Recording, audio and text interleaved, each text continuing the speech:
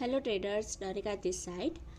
This video is only for educational purpose. और ये video में मैं जो भी स्टॉक का नाम लूँगी या तो जिसके बारे में हम बात करेंगे वो सिर्फ और सिर्फ एग्जांपल के लिए है। मेरी तरफ से कोई भी किसी भी प्रकार की बाय और सेल रिकमेंडेशन नहीं है। आज का वीडियो पोर्टफोलियो के बारे में है। कंटिन्यू मार्केट के अंदर जो फॉल हो रहा है उसके बारे में है। और आज जो फॉल हुआ है और जो पूरे हमारा पोर्टफोलियो था वो पूरी तरह से तबाह हो गया था, ऐसा ही लग रहा था, तो उसके बारे में है। स्मॉल कैप, मिड कैप और लार्ज कैप तीनों इंडेक्स डाउन गए थे। तो ये जो गिरावट हो रही है वो मौका है या तो फिर हमें और वेट करना चाहिए, उसके बारे में भी हम देखेंगे। क्योंकि गिरावट में लोग बाय ऑन डिप करते रहते हैं, जो कि करना भी चाहिए, बट यहाँ पर हमारे बाय करने के बाद और भी गिरता रहता है, तो वो हमारे लिए एक प्रेशर सा बन जाता है। तो ये गिरावट मौका है या फिर धोखा, वो भी हम देखेंगे। और अगर हमें कुछ ऐड करना हो तो कहाँ पे हम कर सकते हैं। स्मॉल कैप तो अभी ओवरसोल्ड टेरिटरी में आ गया है, लेकिन मिड कैप अभी गिरना चालू हुआ है, उसका ब्रेकडाउन हो चुका है, तो वो हमें कब ऐड करना चाहिए वो हम देखेंगे। और जो ये गिरावट है और कहाँ तक चलेगी वो भी हम देखेंगे। साथ ही जो केनस में एक घोटाला हुआ है जिसकी वजह से कुछ मिस इन्फॉर्मेशन भी फैलाई गई थी कंपनी की तरफ से, उसको भी कवर करेंगे। उसका भी एक नेगेटिव इम्पैक्ट मार्केट के ऊपर पड़ा है, जो हम इस वीडियो के अंदर देखेंगे। और ये सब का सॉल्यूशन क्या हो सकता है वो भी मैं मेरी तरफ से आप लोगों के साथ शेयर करूँगी। तो सबसे पहले हमें ये समझना पड़ेगा कि जो नॉर्मल या तो एक्सपीरियंस रिटेल इन्वेस्टर्स हैं वो कैसे सोचते हैं। जो नॉर्मल रिटेलर्स होते हैं या तो अभी अभी मार्केट के अंदर जिसने एंट्री की है, वो ऐसा सोचते हैं कि एक बार उन्होंने जो स्टॉक बाय कर लिया वो वहीं से भागना चाहिए और उनका टारगेट फटाफट आना चाहिए, लेकिन ऐसा नहीं होता है। और जो एक्सपीरियंस रिटेलर होता है उनको पता होता है कि ये जो गिरावट है वो क्यों हो रही है, कौन सा रीज़न है, कैसे हमें अपने पोर्टफोलियो में कौन से स्टॉक को कौन से लेवल्स पे ऐड करने होते हैं। तो ये पूरा डिफ्रेंशिएट रहता है, एक जो न्यू या तो फ्रेश रिटेलर्स होते हैं और एक एक्सपीरियंस रिटेलर्स होते हैं उनके बीच में। अभी जो नया रिटेलर है जिसने अभी भी मार्केट में कदम रखा है और अगर उसने सुजलॉन बाय कर लिया है और वो सोचता है कि उसके सुजलॉन के बाय करने के बाद वो तुरंत ही भागना चाहिए, राइट। अगर वो गिरना सिजलॉन ने चालू कर दिया तो उसका ध्यान सिर्फ और सिर्फ सुजलॉन के ऊपर ही रहेगा कि यार ये मेरा सुजलॉन क्यों गिर रहा है, लेकिन वो ये नहीं देखा कि पूरा एनर्जी इंडेक्स ही गिर रहा है। अगर किसी ने कोचिन शिपयार्ड बाय कर लिया तो वो उसका पूरा ध्यान कोचिन शिपयार्ड के ऊपर ही रहेगा कि अभी चलो मैंने बाय कर लिया है 1800 के ऊपर, तो वो वहीं से रॉकेट होके 2300-2400 भाग जाना चाहिए। और अगर उल्टा हो गया और कोचिन शिपयार्ड ने गिरना चालू कर दिया तो उसका पूरा फोकस सिर्फ और सिर्फ कोचिन शिपयार्ड के ऊपर ही रहता है। वो उसके बाहर निकल के देखता ही नहीं है कि पूरे डिफेंस सेक्टर में कितनी आग लगी है, वो सब कितना गिर रहा है। तो ये एक मेंटल डिफरेंस हो जाता है जो नॉर्मल रिटेलर्स है या तो फ्रेश रिटेलर्स है और जो एक्सपीरियंस रिटेलर्स है उनके बारे में। दूसरा एक एग्जांपल कि अगर ओला है, राइट, ओला बहुत सारे लोगों ने लिया हुआ होगा। तो ओला अगर 4-5% गिर गया और दूसरी तरफ KPIT टेक्नोलॉजी है वो भी 4-5% गिर गया, जैसे आज ही दोनों गिरे थे शायद, तो ओला वाले का ध्यान सिर्फ ओला के ऊपर ही रहेगा। वो ये नहीं देखेगा कि भाई वो कंपनी के फंडामेंटल्स कैसे हैं, वो क्या परफॉर्म कर रहा है, क्या क्या उसकी कंप्लेंट्स आ रही है, राइट। उसने स्टॉक ले लिया तो वही सोचेगा कि अभी ओला भागना चाहिए, तो ऐसा नहीं होता है। अगर ये सिर्फ एग्जांपल है कि आपके पास ओला है और KPIT टेक है, तो KPIT टेक के फंडामेंटल्स अच्छे हैं, तो अगर वो गिरता है 4-5%, 10%, तो वो एक मौका है। हम हर एक गिरावट पे उसको अपने पोर्टफोलियो में और क्वांटिटी ऐड कर सकते हैं। जबकि दूसरी तरफ ओला जैसा स्टॉक, अभी मुझे नहीं पता, मैं ओला को ट्रैक नहीं कर रही हूँ, लेकिन मैंने सुना है कि वो अच्छा परफॉर्मेंस नहीं है और जो उसकी बैलेंस शीट भी बराबर नहीं है। सो इट्स ओके, इसको छोड़ते हैं। ये सिर्फ एग्जांपल है कि अगर ओला गिरता जा रहा है तो आपको उसको हर गिरावट में ऐड नहीं करना है।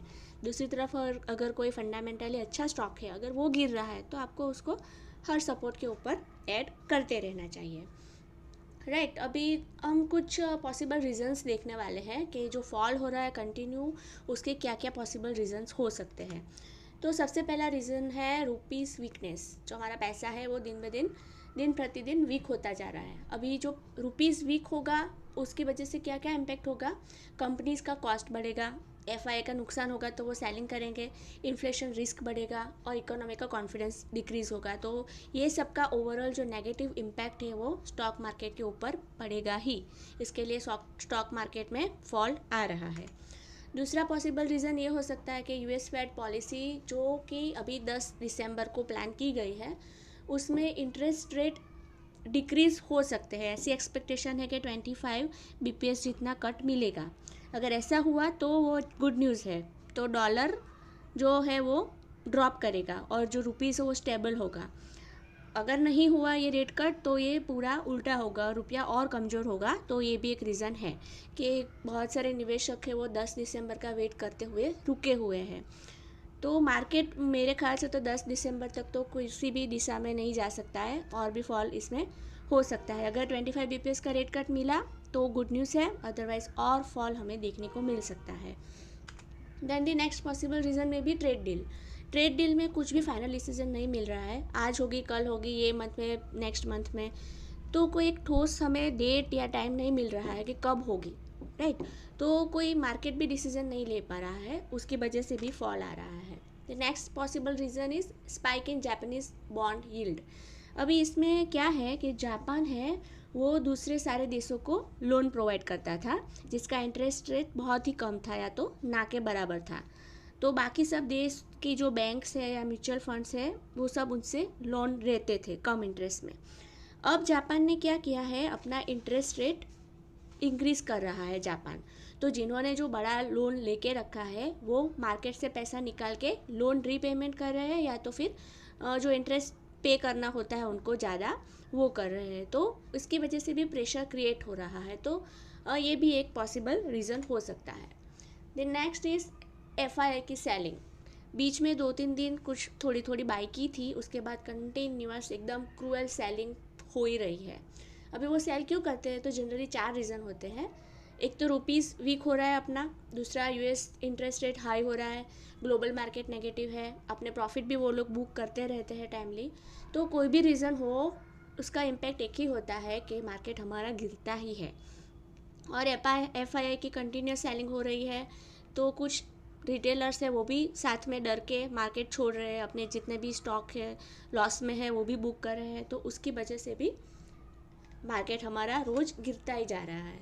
देन द नेक्स्ट, ये भी एक मुझे तो लग रही है कि एक वजह हो सकती है जो इतनी बड़ी नहीं है लेकिन इम्पैक्ट तो आ रहा है उसका, केनस का फॉल।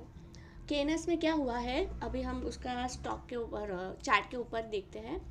केनस ने अभी अपने जो रिसेंट हाई बनाया था वहाँ से आज की डेट में अगर हम देखें तो 50% जितना गिर चुका है। लास्ट 2-3 दिन में इसमें बहुत बड़ा फॉल आया है। 10,000 मार्केट कैप उसका वाइप आउट हो गया है लास्ट 3 दिन में। आपको ये 3 जो बड़ी लाल कैंडल दिखाई दे रही है वो 10,000 मार्केट कैप 3 दिन में वाइप आउट हो गया है। इसमें क्या हुआ था, केनस ने एक मिस इन्फॉर्मेशन फैलाई थी और कोटक ने वो पकड़ ली थी। कोटक की एक रिपोर्ट आई थी जिसने बोला था कि कंपनी के एक्चुअल मार्जिन 9% है और कंपनी ने बोला था कि 28% है। तो केनस ने भी इसका क्लैरिफिकेशन भी दिया था कि हमारी जो बुक्स थी उसमें गड़बड़ी थी और जो हमारा मार्जिन है वो 28% नहीं है बल्कि 9% ही है। तो जिन लोगों ने 28% मार्जिन को देख के बाय किया था वो लोग अभी सेल कर रहे हैं और इसमें एकदम क्रूअल सेलिंग आ रही है। हाँ, इससे 50% तो स्टॉक गिर गया है। अभी आज ये स्टॉक अपने सपोर्ट के ऊपर था, अभी कल ही पता चलेगा कि यहाँ से रिवर्स करता है या तो इसमें और सेलिंग आती है। तो क्या होता है, ऐसी न्यूज़ से भी एक डर का माहौल होता है और जो लोगों ने केनस जैसे ही स्टॉक्स उसकी बैलेंस शीट देख के लिए होते हैं तो वो भी डरते हैं कि भाई केनस जैसी अच्छी कंपनी में भी ऐसा घोटाला हो सकता है। तो वो लोगों के शेयर तो ऑलरेडी ड्रॉप किए ही है, 30-40-50% तो गिरे हैं। तो उनको भी डर लगता है कि मेरी कंपनी भी ऐसी ना निकल आए, तो वो भी केनस को देख के भी अपना स्टॉक सेल करते रहते हैं, कर सकते हैं। मतलब ये भी एक पॉसिबल रीज़न हो सकता है। आपका स्टॉक अगर फंडामेंटली स्ट्रांग है तो आप उसको हर एक सपोर्ट के ऊपर ऐड कर सकते हैं, इसमें कोई इशू नहीं है। लेकिन अगर आपका स्टॉक फंडामेंटली वीक है तो वो और भी गिरेगा और वो जल्दी रिवर्स नहीं होगा। अगर फंडामेंटली स्ट्रांग है तो उसमें सबसे पहले रिवर्सल आएगी। जैसे ही मार्केट रिकवर होगा, आपका जो फंडामेंटली स्ट्रांग है, वो सब स्ट्रांग स्टॉक है, वो सबसे पहले भागेगा, राइट। तो हमारे पोर्टफोलियो में जितने भी स्टॉक हो, आप जितने भी बाय करो, वो फंडामेंटली स्ट्रांग ही होने चाहिए। ऐसा हमें हवा में तीर नहीं लगाना चाहिए कि अभी इसके फंडामेंटल सही नहीं है लेकिन अच्छे भाव पे है तो मैं ले लेती हूँ, जब इसके फंडामेंटल चेंज हो जाएंगे, इम्प्रूव हो जाएंगे, तो इसमें टर्न अराउंड स्टोरी मुझे मिलेगी। ऐसा बिल्कुल भी नहीं करना है। जो हमारी आंखों के सामने हमें दिख रहा है, जो बुक्स हमें दिखा रही है, वही हमें फॉलो करना है। ऐसी होप में हमें कोई भी स्टॉक बाय नहीं करना है कि चलो आज इसके फंडामेंटल बेकार है लेकिन आगे चल के ये कुछ टर्न अराउंड हमें देगा, इम्प्रूवमेंट देगा।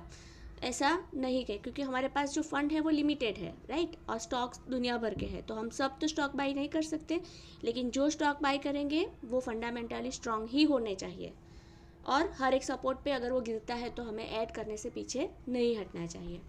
अब थोड़ा हम स्मॉल कैप और मिड कैप इंडेक्स का देख लेते हैं। तो मैंने इसमें चार्ट के ऊपर RSI सेट करके रखा है। ये है अपना Nifty small cap 100 index, right. तो अभी सपोर्ट के ऊपर ही है। ये तो ऑलरेडी गिर ही चुका है, आज भी ये अच्छा खासा गिरा था, और इसका RSI है वो 24 के आसपास आ चुका है, मतलब कि ओवरसोल्ड टेरिटरी में ये आ चुका है। दूसरा स्मॉल कैप 250 है, इसका भी RSI आप देखोगे तो 23-24 के आसपास है। तो स्मॉल कैप में मेरे ख्याल से अभी हो चुका है, अभी और कुछ होना बाकी नहीं है। अगर और गिरा तो और थोड़ा खून खराबा देखने को मिलेगा, लेकिन मेरे ख्याल से अब ये यहाँ से रिवर्स हो जाना चाहिए। और मिड कैप की बात करेंगे तो ये है अपना निफ्टी मिड कैप 100 का इंडेक्स। तो इसमें RSI ड्रॉप हो रहा है और इसमें और भी मेरे ख्याल से फॉल आ सकता है, जो सपोर्ट है वहाँ तक जा सकता है। तो जो मिड कैप के स्टॉक्स है उसको हम कब कब ऐड कर सकते हैं, जब इसका RSI 30 के नीचे चला जाएगा तब। दूसरा मिड कैप 150 है, उसका भी RSI 30 के नीचे चला जाएगा, तब हम ऐड करने का सोच सकते हैं। तो ये मेरी तरफ से पूरा आज का एक मैंने बना के दिया है आपको, जिससे हमें आइडिया आएगा कि फॉल क्यों क्यों हो रहा है, केनस में क्या चल रहा है, और मिड कैप में अगर हमें ऐड करना है तो हम कब ऐड करना चालू कर सकते हैं। सो आई होप कि आज की वीडियो ने आपको कुछ वैल्यू दी होगी।